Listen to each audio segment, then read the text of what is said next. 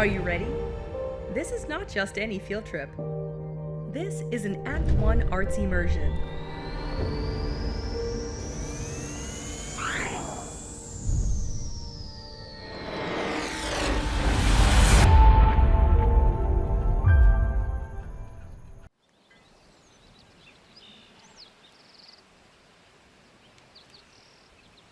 How does an artist carry their history in on one hand while forging their own path with the other? What does it take to keep finding moments of joy when life can sometimes be lonely, difficult, or even painful? High on a mountaintop in the heart of Navajo Nation, Tyrrell Tapaha and 60 of his closest woolly friends spend the summers finding new answers. Yo, Yate, She, Tyrrell Tapaha Yun She. My name's Tyrrell Tapaha. I'm a Dene weaver and fiber artist based in the Four Corners. And currently we're up at my family's cabin up on top of Carrizo Mountain. This is where we take our flock during the summer for summer grazing, and not only does it double as my little humble abode, but also doubles as my work studio. I do a unique flow weaving, which is kind of becoming a lot more rare nowadays, specifically within my people and demographic, which is essentially the sheep to loom process. So I hand process, I raise and herd a specific breed of sheep that has been endemic to the Southwest for a good chunk of time, as well as I hand process, hand spin all of my yarn. At least in a cultural and spiritual sense, we say that our loom is an individual person. It's living and it's breathing.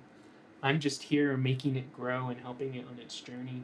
So, the origins of Navajo weaving, as with most cultural influences and just generalized stories, has a lot of different names and faces to how it started, but at least with us, it goes into our creation story. Spider-Man was the first weaver who learned how to construct the loom, asked our divine about the different components, how to make them, how to craft them, and how to take care of them and to bless them and to breathe life into them. And so it was initially meant to be given to us as a form of protection, a form of acknowledgement of where we come from, as well as being humans and having creativity as part of our identity, like being able to express that.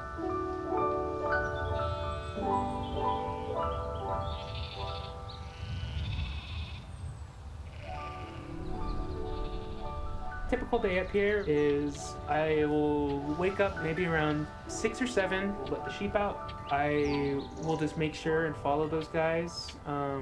Usually in the morning is I will take them as far as I possibly can to different areas that they don't normally graze. I'll come back around noon or 1. I'll put them in the corral and I'll have my lunch / I'll weave in my free time. So around 3 or 4, I'll let them back out. They'll kind of just hunker around camp, and if it's one of those days, I'll just plop down and I'll just start weaving until the sun goes down. I'll make my dinner, I'll weave into the night, and start the whole thing over the next day. I'm a grandma's boy, so I really enjoyed spending time with my grandma, my great-grandma, and kind of just helping them pitter-patter. I told her, I was like, could you help me set up a loom? Had a cute little evening together, and they showed me step by step, and initially I was just a little overwhelmed. There's so many parts. You have to do everything in a certain flow and a certain kind of way. My grandma said something to me that really stuck with me this whole thing, and she said, "No, it's okay. You'll remember it when you need to. This knowledge is bigger than you. It'll stay with you when you need it." And I don't know. It moves me to this day. The process of weaving is a process of taking time. Each strand of brilliant color is a record of Tyrrell's people and their history, a record of the land and its health, and a record of Tyrrell's life itself. The time this process takes is only amplified by the fact that each strand is cultivated, harvested, processed, and dyed by Tyrrell as well. First is carding,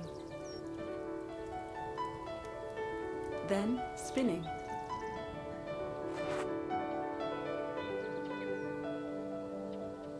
preparing the skein,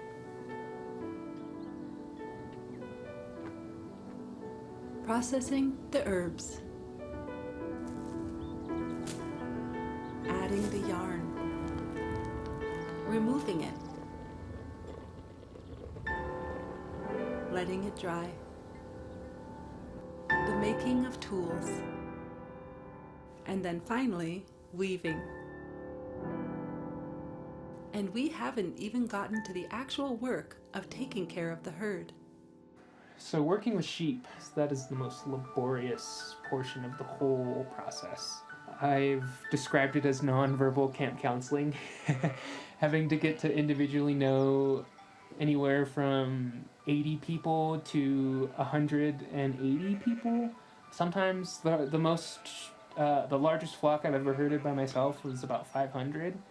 And having to be able to dissect everyone's mannerisms, their habits, their tics, who's mom, who's my laggers.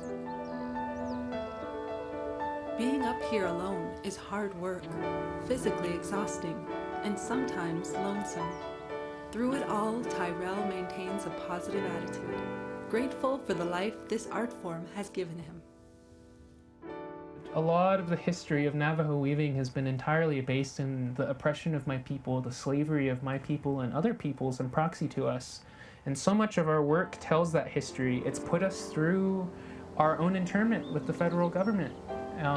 It put us through poverty. It put us through the livestock reductions that the government did, killing thousands upon thousands of head of our livestock and leaving us with nothing but 10 head of sheep. And after all of these trials and tribulations, this work continues to live on. It continues to breathe. And that's what I want people to see. If there were like some type of end goal in all this work that I spend time refining, it's that people get to have time to acknowledge that beauty comes from trials.